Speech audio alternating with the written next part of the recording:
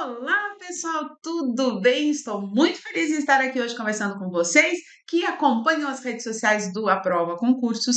Fico muito grata, receba todo o meu carinho, especialmente a você que já está inscrito no canal, que já clicou no sininho ativando as notificações e sempre recebe em primeira mão as novidades preparadas com muito carinho aqui pela equipe do Aprova Concursos. Se por acaso você ainda não está inscrito no canal, já deixo aqui o meu convite. Se inscreva, clique no sininho, ative as notificações e também faça parte desse grupo de pessoas que recebem em primeira mão todas as novidades que são preparadas aqui pela equipe do Aprova. E olha que não são poucas, hein? São sempre muitas novidades e muito boas, feitas com muito carinho. E com muito carinho foi pensado o nosso programa de hoje. Tem aqui coisas legaisíssimas para compartilhar com vocês sobre um assunto muito importante e bastante presente nas provas. Hoje a gente vai conversar um pouquinho sobre interpretação de textos. E quando nós falamos de interpretação de textos,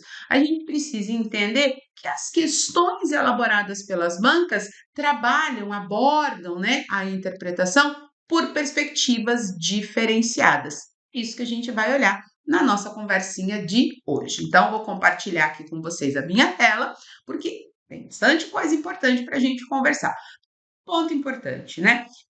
As questões de interpretação, elas podem, dentre várias possibilidades, pedir a você que identifique aquilo que a gente chama de temática central dos textos. Mas e aí, tá, professora, como é que eu vou fazer para trabalhar com isso? Como é que eu vou identificar a temática central do texto? Por onde nós temos que começar para identificar, para localizar essa temática? O ponto de partida é sempre o mesmo e é importante que você fique atento a ele, porque o ponto de partida tem que ser a leitura e a leitura atenta do texto. A gente fala em leitura atenta do texto é do título até a referência, porque muitas vezes título nos ajuda, assim como referências também.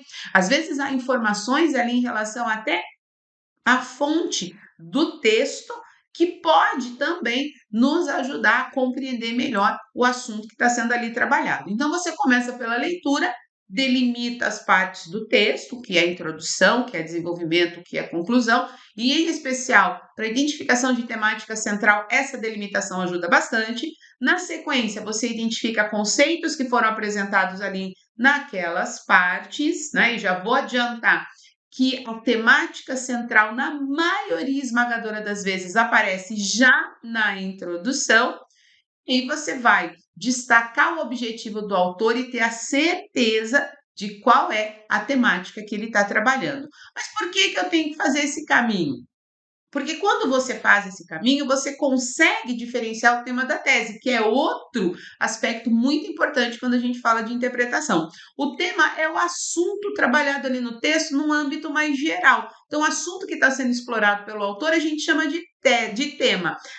Tese é o ponto específico que esse autor vai discutir, ou seja, o ponto de vista que ele busca defender ali ao longo do texto. Então, a ideia central, ela está sempre, a temática central, ela está sempre associada à tese a ser defendida por esse autor. É por isso que, na grande maioria das vezes, a ideia central está ali localizada na introdução, tá? E também os títulos atribuídos aos textos podem nos ajudar a identificar essa informação. Assim como a gente vai fazer agora em uma questão que apareceu num concurso que eu achei bem interessante para a gente conversar hoje. A nossa questão, ela é de um curso para adjunto administrativo, um concurso para adjunto administrativo, prova de nível superior, que foi elaborada pela Fundação Aroeira. Olha só o textinho que estava lá na questão para a gente analisar. O direito ao esperneio. Se as entidades médicas tensionam continuar correndo atrás de direitos que não têm, obcecadas pela ideia de prejudicar outras categorias, é problema delas. Afinal, o direito ao esperneio, ou jus esperandi, como se diz popularmente, não depende de formalismos para ser exercitado. Este conselho só se permite chamar sua atenção para o fato de que esgrimir contra moinhos de vento, no melhor estilo quixotesco, não é exatamente a atitude mais adequada para representantes de uma elite profissional tão respeitada e cônscia de sua posição, como é o caso dos médicos. A gente olha aqui para esse pequeno trecho, já identifica ali no título, né, a deixa para a gente entender que o texto vai falar de uma demanda não legítima, né? Como assim, professora? Veja, o direito ao esperneio. O que é espernear? Né? Espernear é chorar, é reclamar, é bradar contra algo sem necessariamente ter razão. E quando a gente vê o texto, o direito ao esperneio, ou seja, eles têm o direito de gritar, de espernear, de reclamar. Porém, já na introdução, aparece a informação ali se essas entidades médicas tencionam continuar correndo atrás de direitos que não têm, ou seja, a gente já sabe que o autor aqui do texto, ele está falando de reclamações que não são procedentes, de reclamações que não têm fundamento, de pessoas que reivindicam um certo direito que, na verdade, elas não têm. E essas pessoas aqui são os médicos. Olha o que a questão pediu para a gente. Analise o texto O Direito ao Esperneio e marque a alternativa que apresenta sua principal temática, ou seja, qual é a tese, qual é a ideia central, o que o autor do texto está defendendo.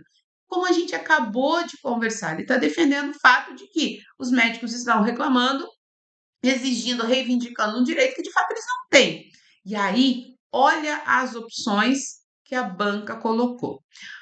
Alternativa A, o texto faz uma crítica aos médicos por reivindicarem direitos que não possuem. Alternativa B, o texto critica a postura dos médicos por se sentirem superiores aos outros.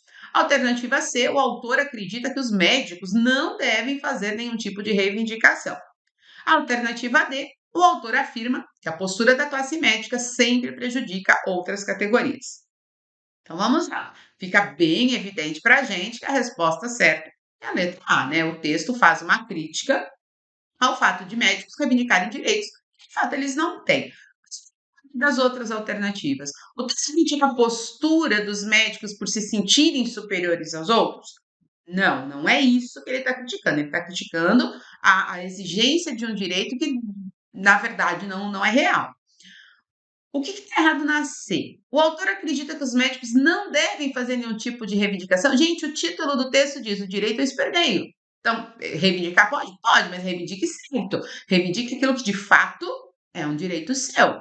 E a alternativa D, o autor afirma que a postura da classe médica sempre prejudica outras categorias. Não, ele está dizendo que uma classe como a médica precisa, né, ter uma postura melhor porque serve de exemplo a outras. Espera-se mais daquela categoria profissional. Então, quando a gente vai. E olha que questão tranquila para ser resolvida. Quando a gente vai trabalhar com uma questão de interpretação que envolve a descoberta de principal temática, ideia central, ideia principal, a gente está, na verdade, atrás da tese do autor, aquilo que o autor do texto vai defender. E não se esqueça, aquilo que o autor do texto de fato vai defender, geralmente aparece ali já explicitado no título do texto e certamente no parágrafo de introdução.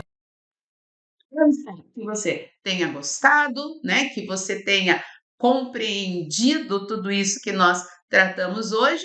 Se gostou, não deixa, né, de curtir esse vídeo. Não deixa de se inscrever no canal e já vou deixar aqui a você um convite para que no nosso próximo programa a gente possa se encontrar mais uma vez. Um beijo grande a todos e até o próximo Português para Concursos.